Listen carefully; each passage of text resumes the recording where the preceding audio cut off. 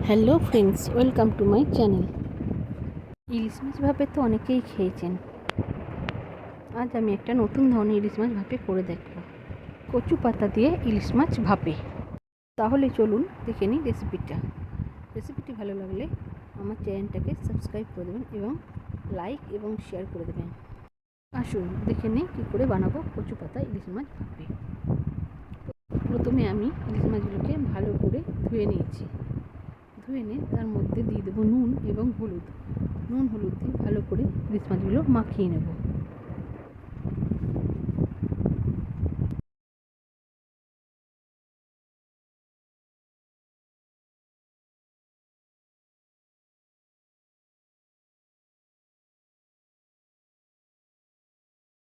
ভালোভাবে নুন হলুদ মাখানো হয়ে গেলে আমি ইলিশ মাছগুলো পাশে রেখে দেবো।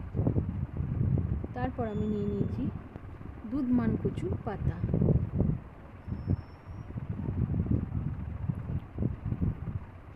দেখুন দুধমান কচু পাতাগুলো দেখতে ঠিক এরকম টাইপের হয়। দুধমান কচু পাতাগুলোকে ভালো করে ধুয়ে কুচিয়ে নেব। কুচিয়ে নেওয়া হয়ে গেলে এটাকেও পাশে রেখে দেবো। তারপর একটি মিক্সিং জারের মধ্যে 50 গ্রাম পোস্ত এবং 50 গ্রাম সর্ষে নিয়ে নেব। নিয়ে শুকনো গুঁড়ো করে নেব। শুকনো গুঁড়ো করে নেওয়ার পরে তারপরে দিয়ে দেবো এর মধ্যে 4টে কাঁচা লঙ্কা ভেঙে এবং অল্প জল দিয়ে আবারও ভালো করে পেস্ট করে নেব। শুকনো গুঁড়ো করে নিলে সর্ষে আর পোস্তটা ভালো পেস্ট হয়ে যায়।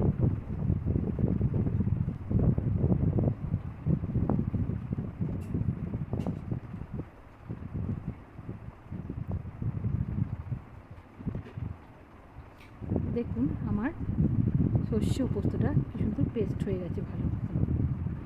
তারপর আমি এই পেস্টটাকে একটা টিফিন বক্সের মধ্যে ঢেলে নেব, যেই বক্সে আমি মাছটা ভাপে বসাবো।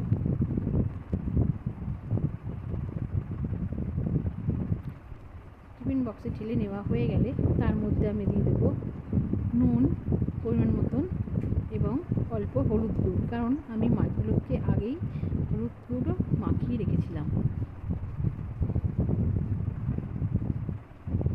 দিয়ে ভালো করে মিশিয়ে নেব।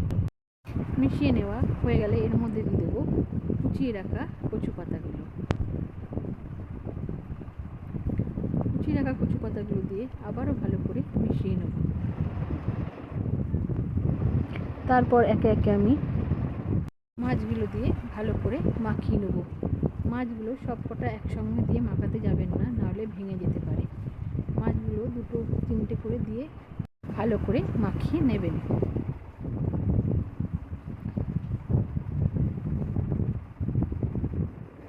দেখুন আমি কীরকমভাবে দিয়ে মাখিয়ে নিচ্ছি। তারপর এগুলো টিফিন বক্সের মধ্যে ভালো করে সাজিয়ে নিতে হবে।